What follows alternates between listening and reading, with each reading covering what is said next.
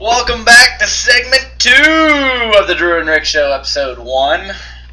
That's dos for you Spanish listeners. All our Spanish-speaking friends here. By the way, I forgot to mention this in segment 1, but I meant to bring it up. Today is the Day of the Ninja. Did you know that? No, I did not know that. The Day of the Ninja. Just thought that was interesting. I mean, you never really know how many crazy days are out here, but man, now that Wikipedia is around, you can just go on there and type in the date, and it'll tell you all the days that coincide with this date. Today is the Day of the Ninja, Saturday, December 5th. So, that's pretty cool. So, that means if you're feeling it venturesome, you can go online to Google, and it will actually show you how to make a ninja mask out of a t-shirt. So you can run around and Be a ninja for the day. Yeah. But anyway, just thought I would bring that up because I meant to mention it to begin with. All right. So in Richmond, Virginia, a news story came out recently about a 90-year-old man whose neighborhood has some bylaws. Homeowners Association has some laws about putting a flagpole up in your yard. This guy's a 90-year-old Medal of Honor recipient, served in 3 wars: World War II, Vietnam, and Korea.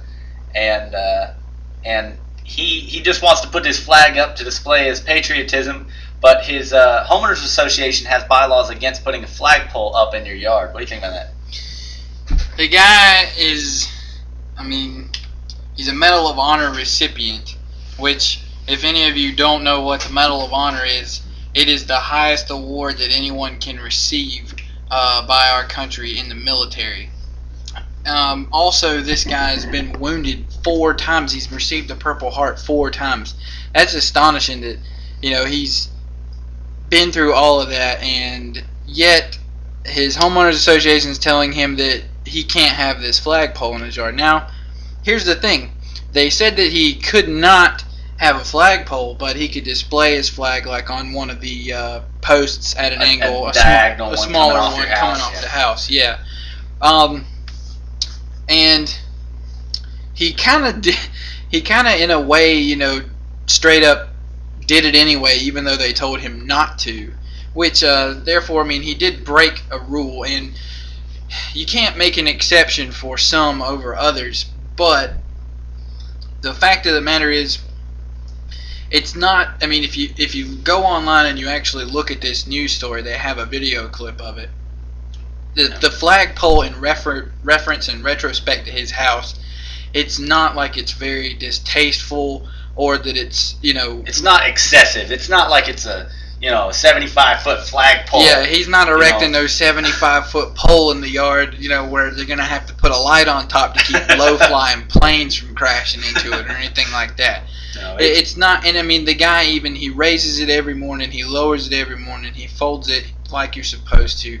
He does everything you're supposed to do with it. But then again, you have to say that rules are rules, and if you start making exceptions for one person, that could lead to other people trying to get away with things, which I really understand with the homeowners association. But this is a tough situation. It's really unique because while I agree that the homeowners association should be able to uphold their bylaws and their different rules, and have them equal across the board, because if you make exceptions, you start getting into some crazy stuff there. People want to do weird stuff to their house sometimes.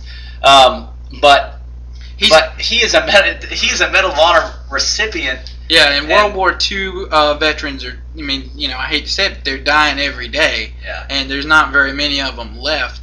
And he is, to me, a real exception to the rule. It's a tough situation. He's 90. There's only 3 Medal of Honor recipients left in his entire state of Virginia. So I would consider that to be, a special privilege and an honor. Actually, I would be proud to know that my next door neighbor was a Medal of Honor recipient. If I were a part of the homeowners association, I would want to change the wording in that bylaw to say by special exception only, and have a review board review whether or not they think it's acceptable for him to put this kind of flagpole up, because I understand they're trying to keep people from putting certain flags up in the neighborhood, or putting Or not ridiculous flagpoles Yeah, up. or installing some massive above-ground swimming pool, or pouring concrete in there, or erecting some kind of monument or whatever. Yeah. That's why they have rules. So, very intriguing story there. So go check it out if you want. We were going to have a segment where we had Drew's tune and my pick and have a couple of songs. However, for some reason, YouTube will not allow us to do that due to copyright, whatever.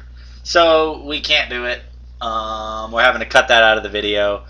But we'll work on it for next time. We'll see if there's something else we can work out, or if we can post it somewhere else. But in the meantime, we would appreciate your feedback. Yeah, so basically what that means is we're going to have another show for you. About a month or so. Yeah, about a month or so. The only reason that we're not doing them sooner is because we actually have lives too now. So Hey, and Christmas is coming up real soon. yeah, so we'll definitely have a Christmas special. But basically, we want your input. We want your opinions. You can go to drewandrickshow@gmail.com, and you can send us an email there. We also have a Facebook. You can look us up, Drew and Rick Show, and a Twitter as well. So earlier we mentioned how the media is covering a little bit too much of the Tiger Woods story. Well, let's get our take on Tiger Woods' story, I guess.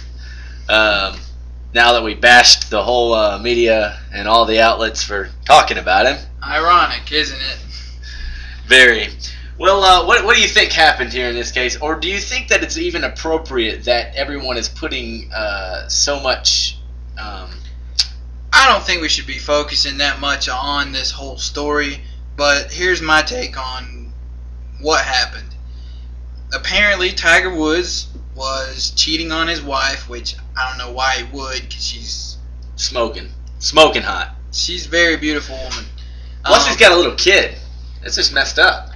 Yeah, but anyway, so apparently he was cheating on his wife. She found out about it, obviously, and it seems as though she tried to attack him with a golf club. So you don't buy the story that she was trying to rescue him from the car wreck? You know? He's a grown man. That dude probably benches 350 pounds. Dude, have you seen the guns on that guy? I doubt he needs rescuing at all. Yeah. So she probably got mad and went out there. They probably had a big argument. He probably went to leave the house, and she chased after him with a golf club, smashed up the Escalade. So he sped off because he was probably pissed, and he probably was thinking, he was gonna didn't want to hurt her or anything. So he was getting away from that, and probably just wasn't paying attention at the time, and just happened to probably looking back for her, considering it happened right down the street from the house. But anyway, the thing I have about all this is all of these are purely allegations. No one really knows that he was cheating on his wife unless there's no evidence unless somebody comes forward. And there's one girl that did, but I don't know how believable her story is, or how much credibility there is to her story. I'm sure there's a lot of evidence pointing to Tiger Woods having cheated on his wife, but all of it is purely speculation until there are facts out there. So there's a whole lot that's been made of not much of a story, considering he hasn't talked, his wife hasn't talked.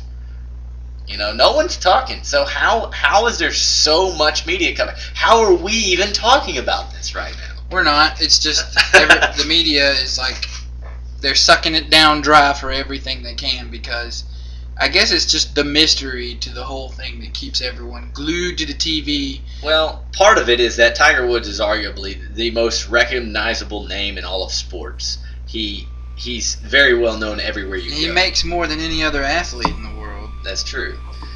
And with great money comes great disappointment. Hey, well, that's it for episode 1. I want to thank you guys for stopping by and listening. Sorry we had to edit out all the music. We were going to try to get that worked out and get something in the future. But come back for episode 2.